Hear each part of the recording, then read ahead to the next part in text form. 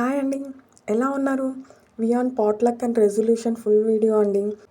Video అయితే last వరకు అయితే చూసేయండి మరి. పాట్‌లక్ వచ్చేసరికి మరి మనం ఎనీ కైండ్ ఆఫ్ స్నాక్స్ పెట్టొచ్చు. But it should be homemade అనే ఉండాలనమాట. పాట్‌లక్ వచ్చేసి మరి ఓలిగా చేస్తున్నాననమాట. అదే బొబ్బట్లు. వీటి ప్రిపరేషన్ అయితే నైటే చేసి ఫ్రిడ్జ్‌లో పెట్టుకున్నాను. ఎందుకంటే మళ్ళీ మార్నింగ్ లేచి హడావిడిగా చేయడం కష్టమవుతుందని. ఓలిగా స్టఫింగ్ కోసం స్వీట్‌లెస్ కోవా, అందులోకి నేను యాలుకలు, మళ్ళీ బెల్లం వేసుకుంటున్నాను. షుగర్ ఉంటే షుగర్ కూడా వేసుకోవచ్చు.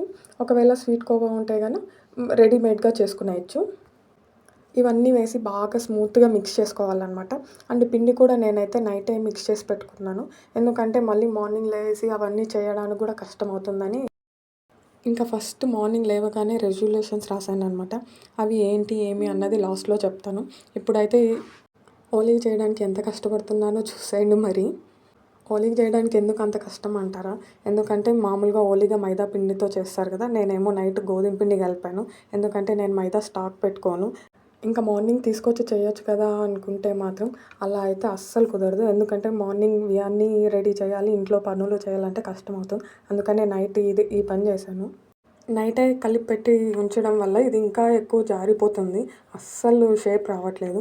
ఒక 2, 3 చేశాక మంచి షేప్ అయితే వచ్చింది. బట్ ఫస్ట్‌లో 3 అయితే మాత్రం చాలా కష్టమైపోయింది. అసలు చేయలేనేమో అని కూడా అనిపించింది.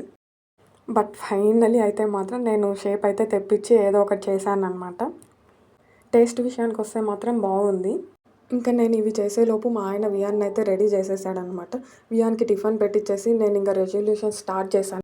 ఇక్కడ 2 రెజల్యూషన్స్ అయితే స్కూల్లో వాళ్ళే ఇచ్చేసారనమాట.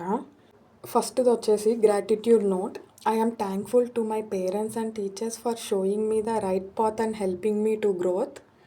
అనగా ఏంటంటే నన్ను మంచి దారిలో నడిపిస్తున్నటువంటి నా తల్లిదండ్రులు మరియు ఉపాధ్యాయులకు నా ధన్యవాదములు అనేసి.